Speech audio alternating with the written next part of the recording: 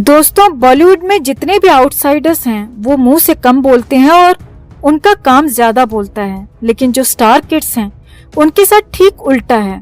वो हमेशा उल्टी सीधी बयानबाजी करते हैं, उल्टी सीधी हरकतें करके ही सुर्खियों में रहना पसंद करते हैं, क्योंकि काम तो इनके बस का होता नहीं। आज हम जिस स्टार किड की बात करने जा रहे हैं वो ऐसी अभिनेत्री है जिसे एक्टिंग का ए भी नहीं आता और अपने आप को किसी सुपरस्टार से कम नहीं समझती। न शक्ल सूरत है न एक्टिंग का टैलेंट, फिर भी किसी से सीधे मुंह बात नहीं करती। ये एक्ट्रेस के नाम पर धब्बा है जिसका नाम है सोनम कपूर। सोनम कपूर का जन्म हुआ था 9 जून 1985 को मुंबई, महाराष्ट्र में। सोनम के पिता अनिल कपूर और मां का नाम सुनीता कपूर है। सोनम एक फिल्मी बैकग्राउंड से बिलोंग करती है और इस बात का घमंड उसके बयानों में साफ नजर आता है। सोनम के 2 छोटे भाई बहन भी हैं। छोटी बहन का नाम है रिया और भाई हर्षवर्धन कपूर। सोनम के दादा भी किसी जमाने में फिल्म मेकर थे और उनका नाम था सुरिंदर कपूर। सोनम कपूर के कजिन्स की बात की जाए तो अर्जुन कपूर, जानवी कपूर और मोहित मारवा का नाम आता है। रणबीर कपूर भी सोनम कपूर का अपनी मम्मी की तरफ से सेकंड कजिन लगता है। सोनम कपूर की स्कूलिंग मुंबई के आर्या विद्या मंदिर से हुई थी, जो कि जुहू में स्थित है।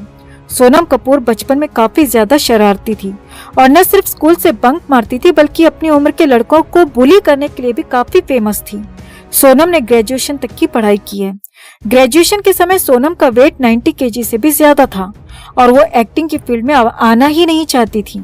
लेकिन ये बॉलीवुड है, यहाँ कोई स्टार किड भले ही एक्टिंग नहीं करना चाहता हो, लेकिन उसे जबरदस्ती फिल्मों के ऑफर दिए जाने लगते हैं। यही हुआ था सोनम कपूर के साथ। सोनम कपूर का वजन कम कराया गया और संजय लीला भंसाली सोनम को फिल्मों में लॉन्च करने के लिए मरा जा रहा था। कहा जाता है कि संजय लीला भंसाली ने फिल्म सावरिया में रणबीर कपूर के अपोजिट सोनम कपूर को फाइनल कर लिया था फिल्म के बनने से पहले ही, और वो इसके लिए हर रोज अनिल कपूर के घर जाकर सोनम को एक्टिंग के लिए मनाया करता था। एक स्टार किड को पहली दूसरी फिल्म भंडारी के प्रसाद की तरह बिना किसी ऑडिशन के यूं ही फ्री में दे दी जाती है, जबकि एक आउटसाइडर को पहली फिल्म के लिए सालों साल मेहनत करनी पड़ती है, हजारों ऑडिशंस देने पड़ते हैं। सोनम कपूर अपनी टीनेज में काफी ज्यादा हेल्दी थी और इसी वजह से उसे डायबिटीज हो गई थी और सोनम कपूर हेल्दी रहने के लिए इंसुलिन लेने लगी थी। हालांकि बाद में सोनम ने न सिर्फ अपना वजन कम किया बल्कि दवाइयों पर भी अपनी डिपेंडेंसी कम कर दी।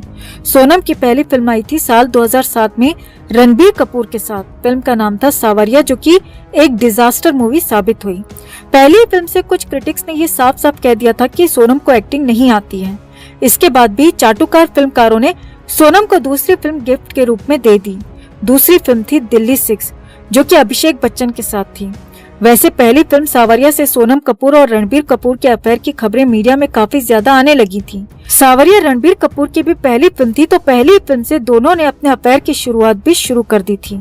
हालांकि इन दोनों का अफेयर भी बहुत ज्यादा लंबा नहीं चला और जल्दी ही खत्म हो गया। इसकी दूसरी फिल्म थी दिल्ली 6, वो फ्लॉप साबित हुई। इसके बाद 2010 में इसकी तीसरी फिल्म आई जिसका नाम था आई हेट लव स्टोरी, लेकिन सोनम की तीसरी फिल्म भी सुपर फ्लॉप साबित हुई। I hate love stories film को डायरेक्ट किया था पुनीत मल्होत्रा ने। पुनीत मल्होत्रा मशहूर फैशन डिजाइनर मनीष मल्होत्रा का भतीजा है।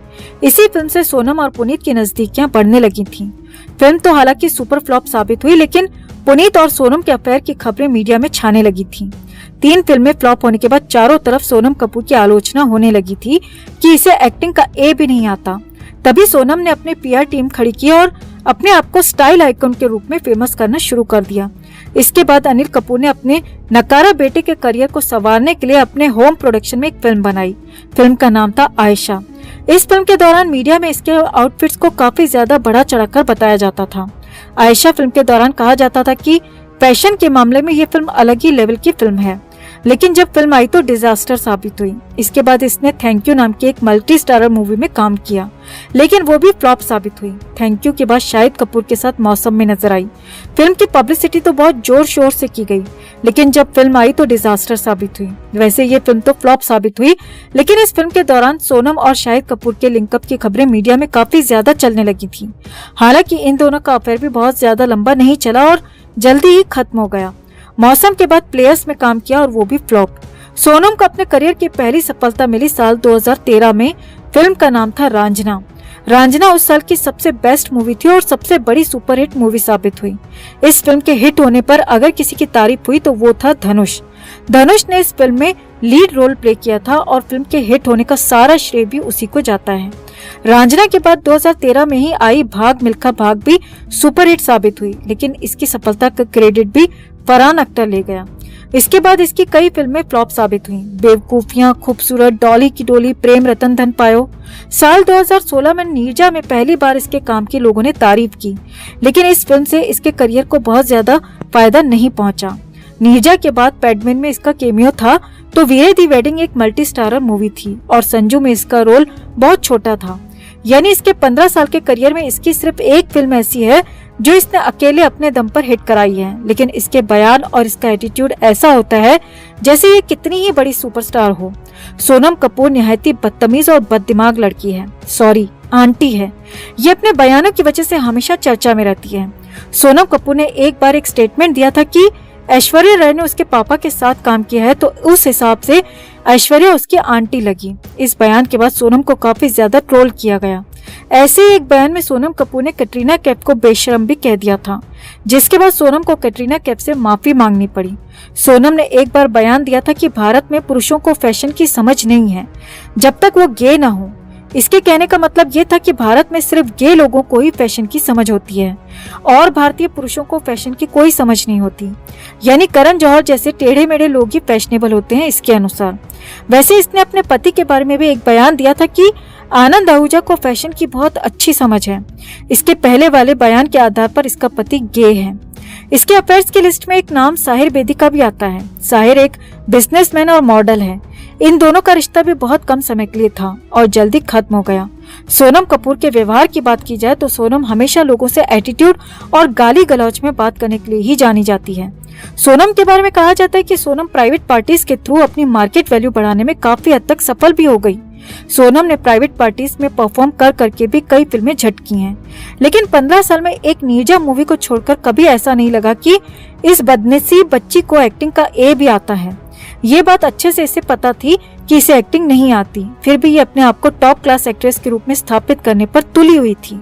सुशांत की इंसल्ट करने वाली सोनम कपूर को एक बार एक फैन ने आईना दिखाने की कोशिश की, तो उसको जवाब देते हुए इसने लिखा कि इसने पिछले जन्म में बहुत अच्छे कर्म किए थे, इसीलिए ये अनिल कपूर के घर में पैदा हुई, इसीलिए ये रईस पैदा हुई।